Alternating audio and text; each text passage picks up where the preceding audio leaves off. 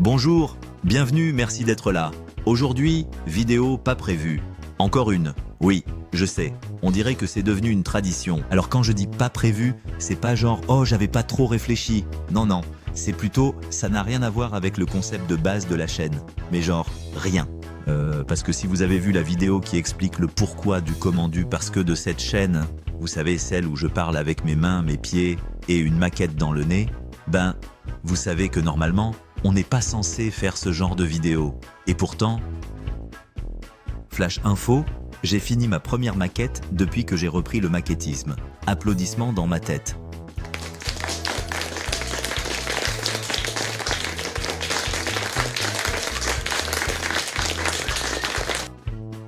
Et pour ceux qui pigent pas l'événement, allez voir la toute première vidéo de la chaîne. Ou pas, mais vous comprendrez peut-être mieux le niveau de victoire personnelle dont on parle là. Et donc, avant d'attaquer la deuxième maquette, que j'ai déjà spoliée dans une autre vidéo pas prévue, oui, ça devient un running gag. Je suis tombé sur un truc que j'ai vu dans plusieurs tutos sur YouTube, et surtout chez un gars super cool dont je suis fan, LD Maquette. Ce monsieur fait des lives de 4 heures où il monte des maquettes tranquilles, peinard, café à la main, pinceau dans l'autre, sourire zen sur le visage. Et moi, pendant ce temps, je colle mes doigts entre eux avec de la colle cyano. Voilà. Et là, en plein live, il sort la phrase qui va changer ma vie. C'est une petite maquette, 48 pièces, je vais la faire pendant mes vacances. 3 mois plus tard. Le gars n'a pas juste monté la maquette. Il a poncé, amélioré, modifié, transformé le truc, et au final il nous sort un diorama. Un quoi? Un diorama, mesdames et messieurs. C'est pas une maladie, ni une sauce pour les pâtes. C'est un décor pour mettre en valeur la maquette. Et moi, grand naïf du plastique, j'ignorais totalement que ça existait. Alors j'ai regardé, j'ai écouté, j'ai bugué. Et je me suis dit, pourquoi j'en ferais pas un moi aussi? Un petit, tout petit, genre un diorama pour débutants sans budget ni talent. Et donc voilà, voici le diaporama, parce que c'est pas un tuto, hein, faut pas pousser. Juste pour vous montrer ce que j'ai bricolé avec mes outils, mes pieds, un fond de boîte et la force du destin. Mais attends, c'est pas fini, je vous laisse une vitrine pour mettre ma maquette. Et je tombe sur une vitrine déco, Route 66, le rêve. Sauf que, elle est à l'échelle 1,18 et moi, ma maquette, elle est en 1,24. Et donc, ben sniff, Calimero mode activé. Allez où je reprends le décor de la boîte et je tente un truc, un diorama, à ma sauce. Pas de tuto, juste un slideshow du projet, avec mes petites astuces, mes petites galères et mon grand cœur en plastique. Et là, c'est le moment où le délire devient réel. Le plan est posé, la lame est affûtée, la transpiration perle. Bon, ok, j'exagère, mais ça fait genre. Bienvenue dans le monde merveilleux du carton-plume et de la découpe en apnée. La règle est droite, le compas dans l'œil, et moi, j'attaque la porte de garage comme un chirurgien attaque une greffe. Sauf que moi, j'ai aucun diplôme, juste un scalpel, une règle en plastique et une foi aveugle dans le dieu du cutter. Objectif, reproduire les lames de la porte roulante. Est-ce que c'est précis? C'est droit à l'œil, et c'est déjà un miracle. Alors là, on entre dans le dur. La planche à découper bleue, l'autel sacré du bricoleur du dimanche. Posé dessus, ce qui sera probablement le mur du fond. Et sur ce mur à plat, bah le futur portail, le truc qui dira « ici, on bosse sérieux » ou pas. À côté, un double décimètre, une règle en métal pour faire genre ingénieur en micro-précision, un pointeur qui sert à pointer, et surtout, le scalpel des pros. Ouais, celui que j'ai pas le droit d'avoir parce que je suis débutant. Mais chut, je l'ai quand même. Est-ce qu'on en a besoin? Non. Est-ce que c'est classe? Évidemment. Alors là les amis, attention, on n'est plus dans le jeu, on est plusieurs jours plus tard, dans ce qu'on appelle dans le milieu, la phase de doute existentiel. J'ai gravé, à la main, chaque brique, hein? Oui, chaque brique.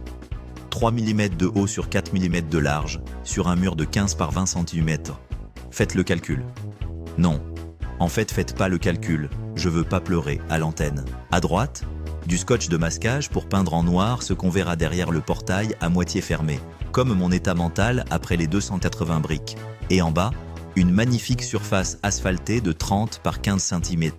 Pas du vrai goudron, non monsieur, c'est de la pâte AK Interactive AK 8013. Tu l'étales comme du Nutella, mais ça sent le cancer. Bref, c'est pas un tuto, hein, mais on partage la douleur. Nous voici devant un joli petit alignement de rectangles en quête de destin. En bas, le mur du fond, celui qui a vu des choses. Des outils tombés, des jurons volés et des briques apparaître une par une. À sa droite, son cousin carré de 15 cm par 15, avec, bien sûr, les mêmes briques gravées avec amour, patience et un léger tremblement nerveux. Au centre, une fenêtre masquée, littéralement. Derrière ce scotch se cache une ouverture qui verra un jour la lumière, ou un bout de tuyau mal collé. Et tout là-haut, tel un toit d'ambition, on a le portail, majestueux. Et juste à côté, la plaque lisse, l'endroit sacré. Celui où trôneront bientôt fièrement les décalcos, stationnement interdit, propriété privée et attention aux chiens en carton-mousse. Un moment d'émotion pure, sans poussière, pour une fois. Zoom sur la plaque. Oui, mesdames et messieurs, vous assistez à la naissance d'une route légendaire, recouverte avec amour, et un vieux couteau de cuisine, de pâte bitumineuse AK interactive. L'outil, pas un pinceau, pas une spatule, mais un rescapé de la vaisselle 1998. Ce couteau-là a tartiné des rillettes, puis des rêves. À sa lame, l'asphalte obéit. Et au fond, le pot trône comme un calice de matière noire, bien plus sacré qu'une encre de Chine. C'est pas une peinture, c'est de l'art tectonique miniature. Et ici, sur cette plaque, la route 66 est en train de renaître, centimètre par centimètre, à la française. Attention mesdames et messieurs, ouvrez grand vos yeux et vos narines. Devant vous, le mur du fond, debout comme un champion, briqué, peint, fier de ses 20 centièmes de largeur et de son absence totale d'humidité. Et là, en plein centre de l'image, posé comme une diva sur un tapis rouge, l'aérographe portable. Oui, celui que je ne devrais pas avoir, vu mon niveau débutant, mais que j'ai quand même, parce que parfois, faut vivre dangereusement. Avec à ses pieds, son tube de peinture et le petit godet de mélange qui dit « Ici, on dilue ou on meurt ». Devant, le petit mur de droite, lui aussi passé à la moulinette couleur, tout de rouge vêtu, prêt à rejoindre la scène comme le grand frère, mais en plus compact et plus discret. On est clairement sur une photo de famille version chantier. Et voilà, tada! Le diorama est là, enfin à plat. Parce que bon, faut pas trop brusquer les maquettes, elles ont un dos fragile. Mur du fond, peint, portail, collé, plaque lisse au-dessus, en place, prête à recevoir plus d'interdictions qu'un panneau municipal. En bas, la route goudronnée, on dirait presque que ça sent le pneu chaud. À droite, le petit mur avec sa fenêtre, peinte, polie, prête à surveiller les allées et venues imaginaires. Et dessus le tout, la feuille A4 magique des décalcomanies.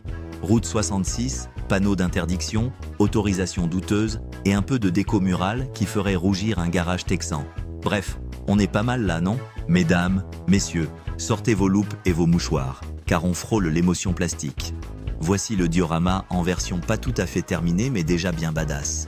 Le portail est là, droit dans ses gonds. La route, goudronnée maison, avec son petit passage piéton blanc qui crie « Ici, même les figurines traversent en sécurité !» Et ces petits angles droits blancs, posés comme une balise sacrée, c'est l'emplacement réservé au bolide. Oui, le bolide. Celui qui viendra trôner ici comme une star sur le tapis rouge, mais version bitume. Alors, est-ce que ça ressemble à l'image de départ? Non. Oui. Est-ce que j'aime? Mais carrément que j'aime.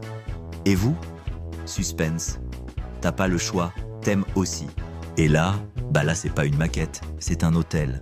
Une vitrine devenue chapelle, mur décoré, vissé, presque sacré, tenant vaillamment sur un plexiglas comme si c'était du béton armé, ou de la foi maquettiste.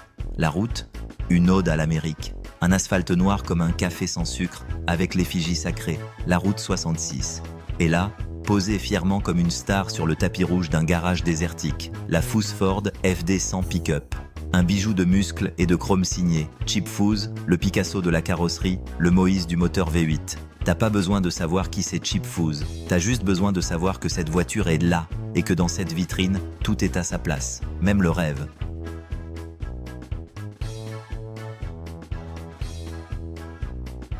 Et voilà, c'est la fin de cette vidéo sur mon premier diorama, qui n'était pas prévu, comme à peu près 93% de ce que je fais dans la vie, fabriqué avec mes deux mains gauches, de la motivation bancale, du goudron en pot, un couteau de cuisine et une bonne dose de « on verra bien si ça tient ».